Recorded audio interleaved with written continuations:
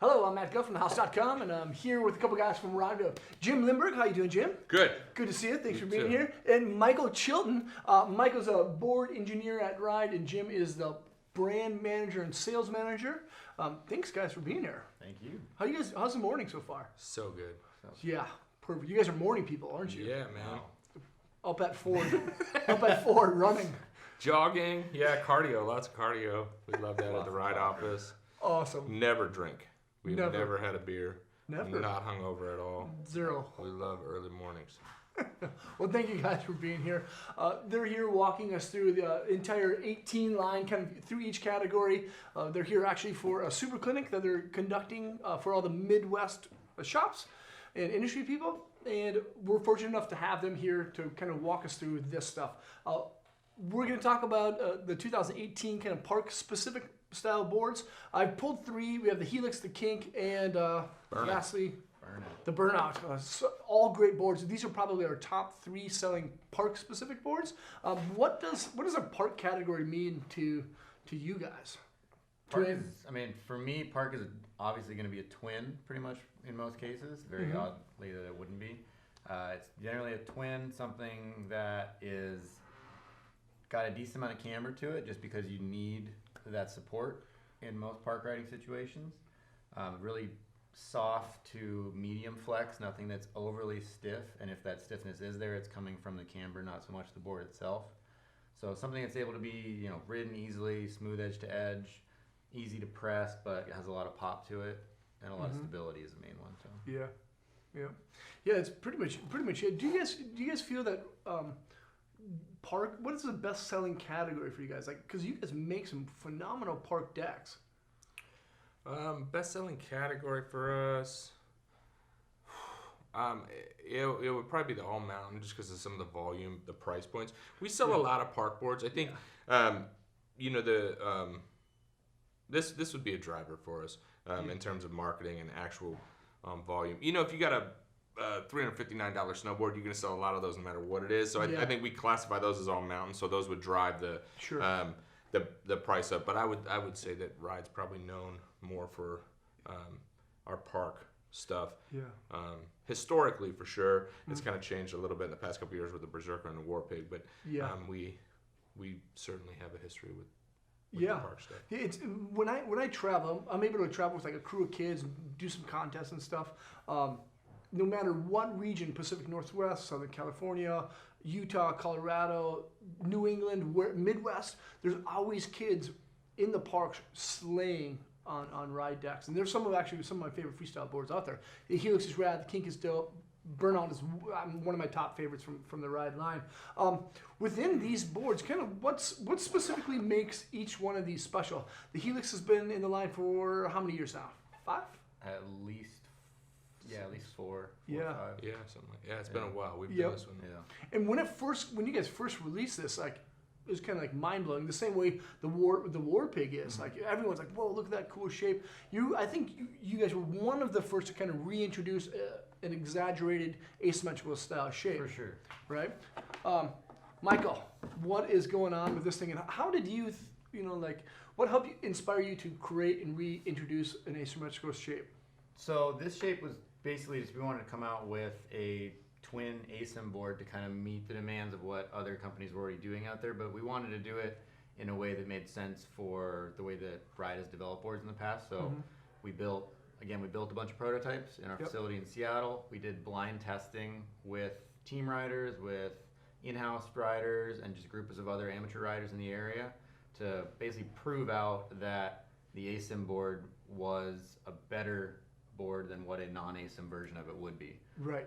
So that's where we came down to it. And the way we draw ASIM on this board is basically it's a deeper heel side cut than your toe side. And what that does is it gives you just that extra leverage, easier entry and exit to the turn.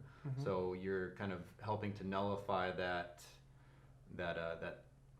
asymmetry in your own body. You're not able to throw yourself on your heels as easily. So that deeper side cut helps you kind of throw it over a little bit better and hold it there as well. Yeah. So it just gives you a little bit extra edge without forcing you to adjust to it. And that's the biggest thing through it, is that it's not overly aggressive to where you have to change your riding to accommodate it. Got it. Now, one question I kind of always had about the Helix, and I'm not sure if I really know, is that it has does it mean shorter side cut radius or just deeper side cut It's radius? just deeper, so it's exactly the same effective edge and contact Great, point, okay. edge to edge. Yep. It's just a deeper side cut, and the way it's drawn actually is kind of complicated for this board because when you just deepen your heel side cut, and if you don't adjust things around that, you can reduce the amount of width you have underfoot. Yes. So the way we center it is it's basically centered, the center line of the board is right underneath your reference stance. Got So when we deepen the heel side cut, you don't lose any width underneath your feet you don't like adjust your bias toe to heel. Got it. So you have the same amount of leverage toe to heel as you would on a regular board, but your waist width is a little bit different and your width's up here. So your center line's kind of like messed up through it. Sure. But you're always centered on the board when you're over your inserts. And that's kind of a early thing that I don't think a lot of other companies take into account. Yep. Because it's complicated to draw and set up. So Yeah. Well, and that's a key thing, for Ride in general. With Michael, Michael's got an advanced engineering degree, a master's degree in engineering, and we joke about it in the office when we get into these deep conversations, and I'm like, oh my God, you're building a rocket ship, And this is a huge advantage that we have, along with the ability to prototype so much. We have that prototype facility just south of our office there in Seattle, and Michael can go and come up with some crazy ideas like, we're going to try this and do that, and be able to go test them and prove them, which I think is one of the reasons that we, that people really like riding the boards. Right. So yeah, it's pretty unique. This one too. This one is it came from the DH. You remember the old DH DH series. was so everybody loved the DH, and the Helix was kind of the evolution of the DH. How can we make the DH better? And like we just talked about, or we talked about with the ASIM, you got a much better feel for it. And one of the things that's carried over from the DH is that camber line.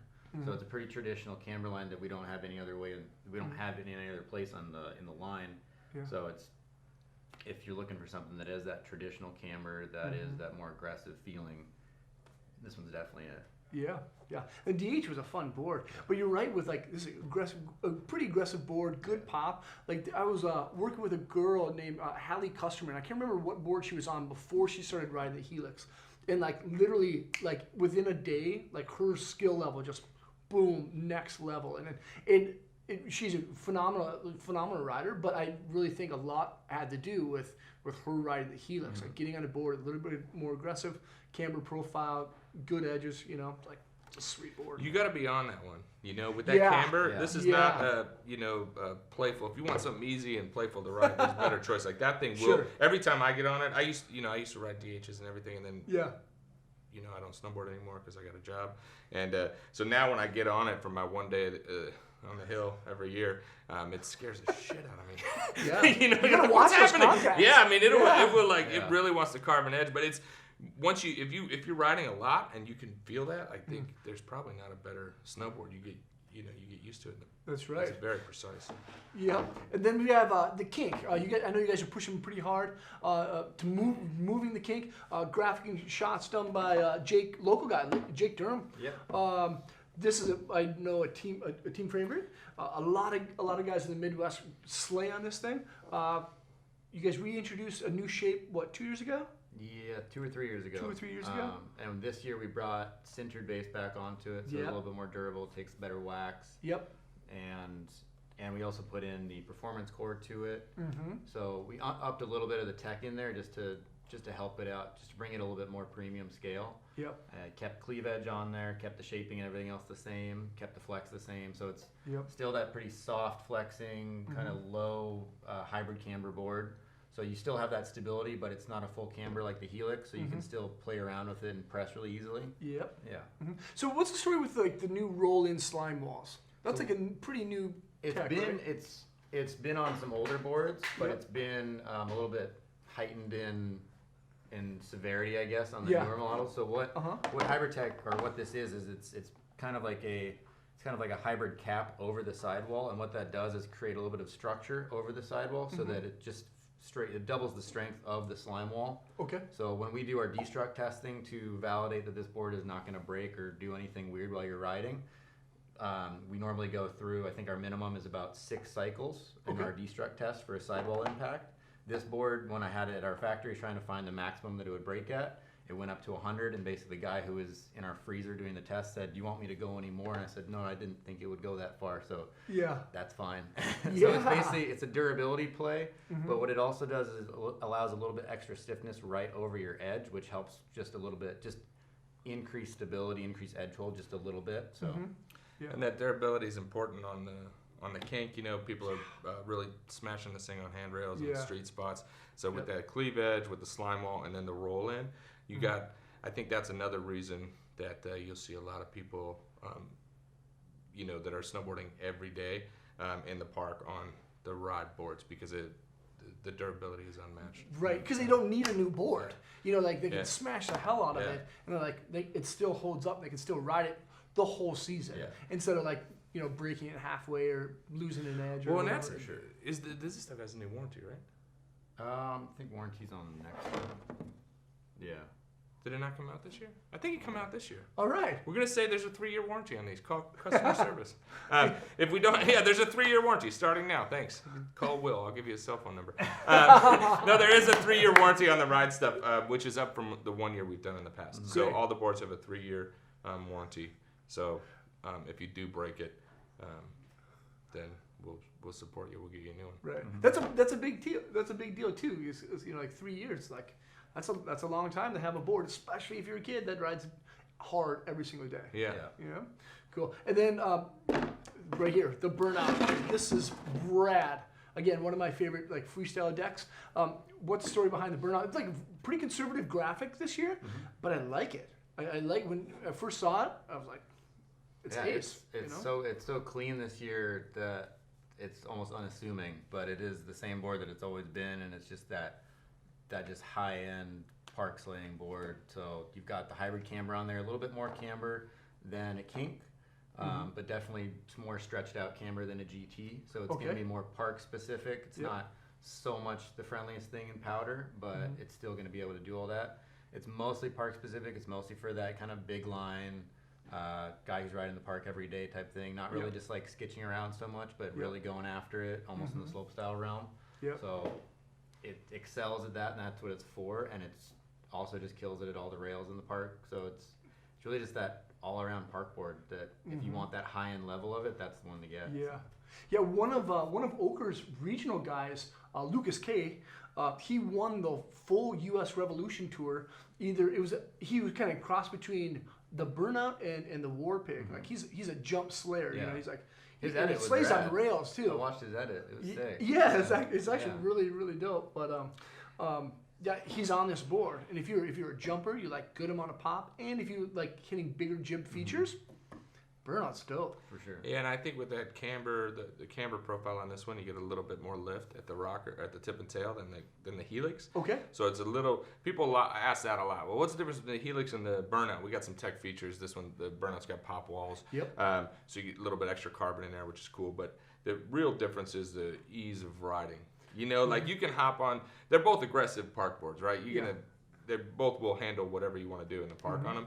But you get on the Helix and you're like, man, wow, this thing wants to, like, I'm going along for the ride. This one you get it's a little bit more forgiving for, you know, just kind of different styles. Some people, especially if you're riding park, you want consistency. You want to know exactly what you get. So some people like that aggressive feel of traditional camber, and some people just want it to be a little bit mellower and still get the same, you know, pop and ability out of it. So Now, what would be your go-to park board? What's your favorite one within the line?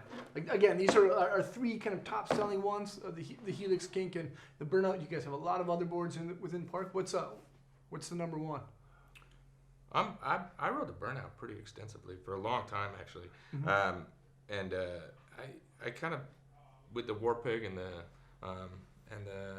Berserker, I've kind of switched between them, but I'd probably still say Burnout. That thing, you can get on it and it's do everything with it. Yep.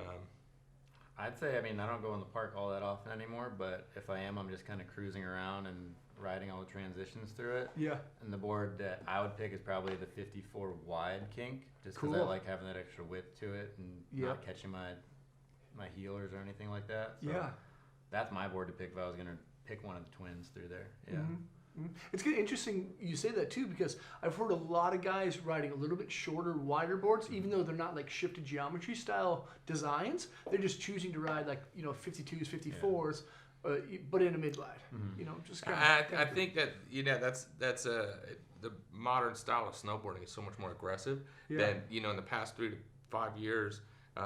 Really like crazy carving, and you watch the Yagoon videos, and you're like, what are these guys doing? Right. And you can't do that on a traditional narrow snowboard with a size 10 boot. It's not going to happen. So people are, and that's kind of the play nowadays. It's everybody's like, well, what's the easy board to get? And it's like, man, there's so many different choices, and you could ride the 55, you could ride the 54 wide, you could ride the 57, and it really depends on what you want to do and how you're going to ride it. So Yep, that's awesome. Well, guys, thank you so much for being here. Jim, yeah, pleasure. Michael, thank you. God, you guys rule. Make sure to check out the entire ride line at thehouse.com. If you're into park boards, the Burnout, the Kink, and of course the Helix are awesome choices, but we have a lot more.